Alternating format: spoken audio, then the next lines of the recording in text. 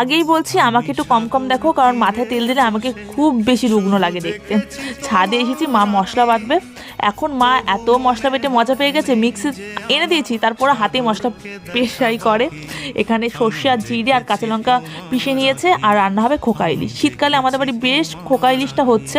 তোমরা অনেকে হয়তো বলবে যে তোমরা এত খোকা ইলিশ খাও, আমরা ইলিশ খেতে খুব পছন্দ করি, খোকাই হোক আর ধেরে খুকি হোক। এটা এখন ধনে পাতা আর কাঁচা লঙ্কা দিয়ে রান্না করবে। আমি যদি ভিডিও না করতাম, মা দাদুর জন্য এমনি বেগুন আলু দিয়ে সবজি দিয়ে ঝোল করতো, কিন্তু আমি বললাম যে ভিডিও করবো, তুমি একটু ঝাল করো সর্ষে বাটা দিয়ে, তাই জন্য সর্ষে বাটা দিয়ে করবে। আর আমার মা না মাছ ভীষণ কড়া করে ভাজে, ভাল লাগে খেতে, কিন্তু খুব ধৈর্য লাগে, অনেকক্ষণ দাঁড়িয়ে থাকতে হয়। আমি ভিডিও করার জন্য দাঁড়িয়ে আছি তো, দেখছি পুরো কোমর ব্যথা করছে এতক্ষণ দাঁড়িয়ে থাকতে। আমি হলে আমার এত ধৈর্য নেই, এই জন্য রান্না আমার দ্বারা হয় না। কারণ রান্না একটা আর্ট, যেটা ধৈর্য না থাকলে তুমি কখনো করতে পারবে না। আমি এইটুকু উপলব্ধি করতে পেরেছি। আর আমার মা সবসময় বলে ইলিশ মাছ রান্না করা সবচেয়ে সহজ, তুই যখনই করবি তাড়াতাড়ি খুব কম মশলা টেস্টি রান্না হয়ে যাবে। সত্যিই তাই।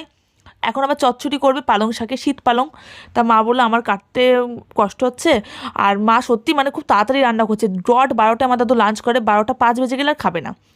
ওই জন্য মা বললো দাদুকে একটু কেটে দিতে। এই চচ্চড়িগুলো কেটে দিল দাদু, এবার মা এটা কড়াইতে চাপাবে আর দাদু সেই ভাগে চান করবে। আর আজকে আবার দাদু চচ্চড়ি কেটে দিয়েছে বলে বলছে যে চান করবো না।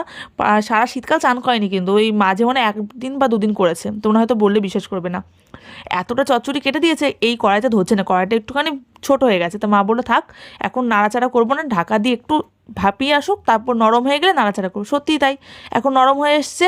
বেগুন ছিমগুলো একটু নরম হয়ে গেছে, তাই একটু চিনি দিয়ে দিল। টেস্টের জন্য চচ্চড়িতে একটু চিনি দেয়, অনেকে আরও বেশি দেয়। আমি আবার মিষ্টি মোটেই খেতে পারি না রান্নায় ঝাল ছাড়া।